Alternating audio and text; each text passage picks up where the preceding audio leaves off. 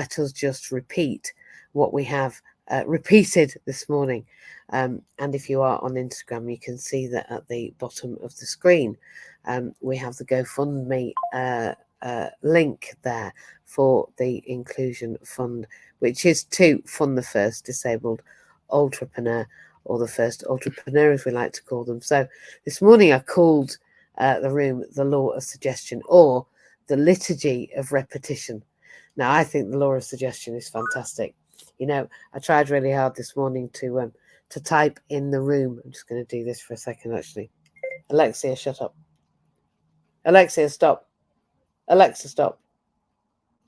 There we go. I just had to. The whole of Instagram heard me do it, but you didn't. Why I muted myself to you, I've got no idea. But I didn't to the whole of Instagram. Very interesting. So what we were talking about? I was talking about the Law of Suggestion, and I'll tell you why.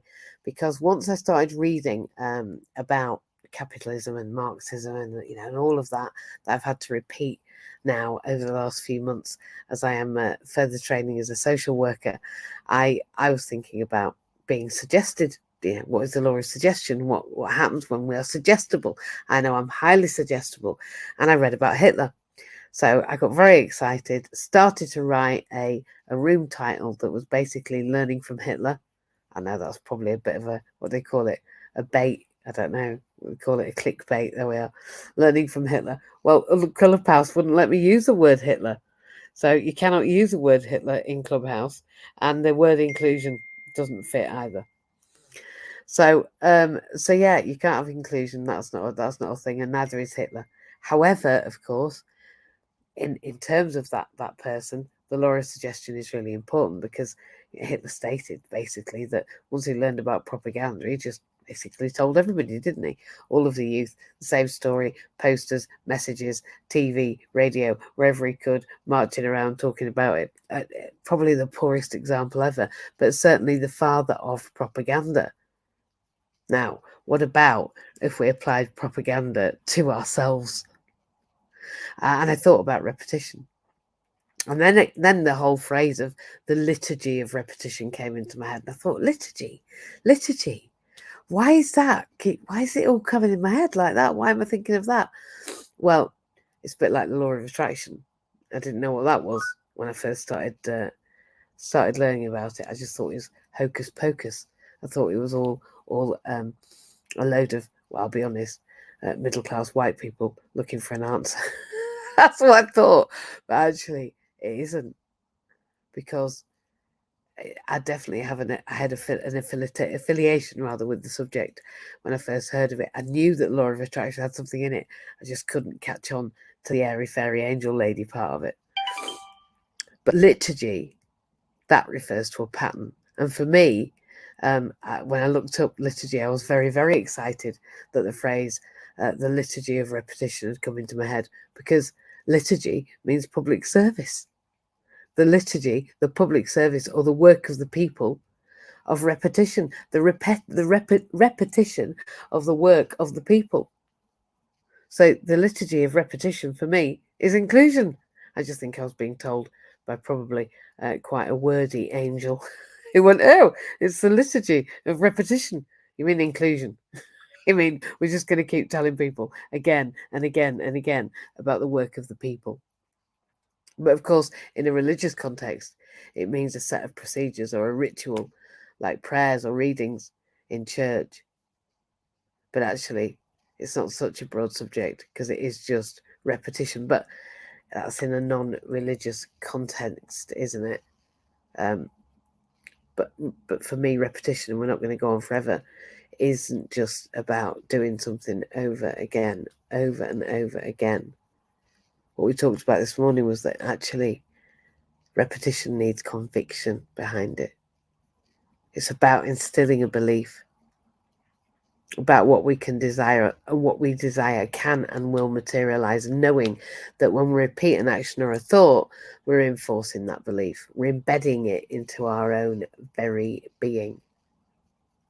And for me, the need for repetition has become really powerful, and I go into the Christmas period remaining quite focused on the idea of repetition, because I need my conviction as a catalyst for change, or even as a catalyst for maintaining the status quo. And conviction is more than just hoping that I remain on track or desiring to achieve my aims next year. It's an unshakable belief in that my success is inevitable. Because when we put that conviction with our goals, then that sets the stage for powerful outcomes, doesn't it? We begin to not just hope or wish for results, we actually start to expect them. We expect them. Why is the law of attraction in action what I think it is? Why did I get fascinated but think, hang on, it's all a bit airy-fairy? Well, the reason I didn't expect my results is because I didn't put the work in.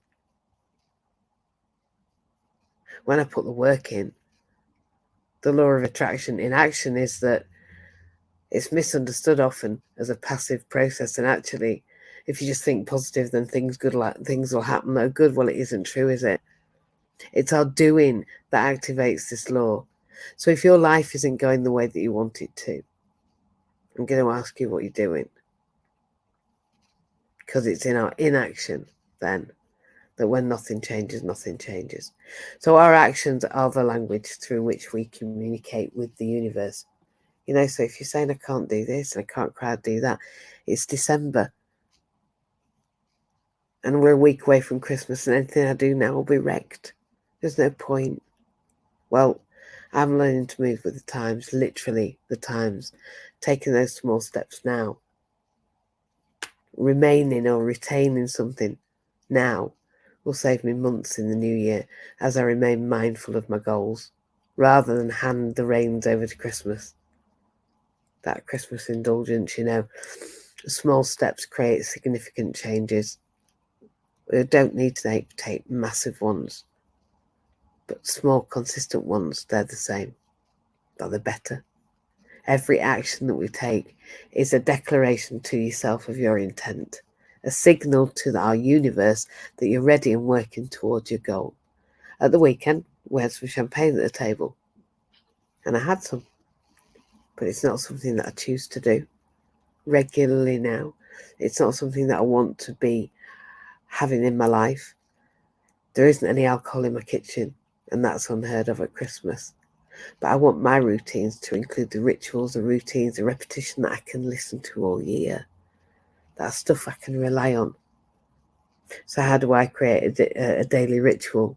Well, I have to make it practical. I have to combine my thinking and my doing. But even if the only thing I can manage in that day is a positive affirmation, I have little cards next to me, and Marie actually has bought me just another set of little daily affirmation cards, and you can choose one. And for those on Instagram, they'll be able to see me, but you can just pick them up and choose one.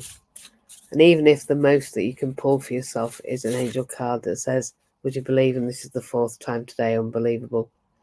And somebody will prove that they were with me when this was true. Due if he gets here. Angels heal a broken world. I've pulled that card out of this pack 4 times since I've had the pack, and I only got it the other night. Angels heal a broken world. And I think that just by taking a daily affirmation and deciding that you want to be positive about something, even if your day's going terrible, even if you feel like you've lost it all, even if you've fallen off that bandwagon or whatever it is that you feel that you should have done, I think we can always start with something that we thought about that's positive, whether that's an affirmation or reading one page of a book, or reaching out to somebody, maybe somebody that might be a client if you're seeking clients, or just organising your space. I know that Bob's in the room and he's been organising his desk for the last 8 weeks. And I've just teased him, which is unkind. You're welcome to come up, Bob, and have a go. But that action, that convincing yourself that you're going to do something to produce results, produces results, right? Do as do. That strengthens your conviction, my conviction. It fuels more action. And then that liturgy of repetition is in full effect. I love that phrase, and I didn't make it up, I can tell you. But there will be challenges. There always are. I've had challenges at the weekend. My van broke. I was late to Coombe. I missed the Illuminate. I've had to get a taxi home. I don't know whether I'll get a taxi to Centre Parks to Longleat on Thursday. I do have keys coming for the flat. It's all very discombobulated. I was going to be in Scarborough. I'm not now. Sometimes our actions won't yield the results that we imagined that they were going to. That's where conviction comes in. Trusting that process, knowing that each action is a step closer to your goal. I've just failed one of my assignments. This time last year, I did it the same way. But when I did it again, I realised this year that the poster that I did last year that I failed because I got the wrong end of the stick and I did the wrong subject is the poster for this year, which means that last year's poster was done and passed, and I've already done this year's poster. But when I failed last year, I had no idea of this year's poster. I had no idea when I thought I'd done 2 posters, then one of them was useless. That actually I was already doing this year's poster. So now when failure happens, now I look on it with a wry smile and I wonder what it's for. I get excited about finding out that the law of attraction is the liturgy of repetition. And in that repetition, you may begin to trust your instincts. In conclusion then tonight, and I'm going to close this live and then go to Clubhouse. I'm feeling quite joyous in this alchemy. In conclusion, remember that the law of attraction is not actually about just attracting what you want. It's about putting in the work, creating the energy and making things happen. Your thoughts set the direction, but it's your actions that take you there. So this week, let's go out there and make our aspirations, whatever time of year it is, a reality, not just by wishing for them. I love magic, just like the rest of us, but by actively working towards one step at a time. It's the doing that brings the dream to life. Thank you. I hope you have a fantastic rest of your week, full of purposeful action. And if you'd like to donate to our GoFundMe, we'd like to crown the first entrepreneur in January, and you can help us do that. Bye-bye.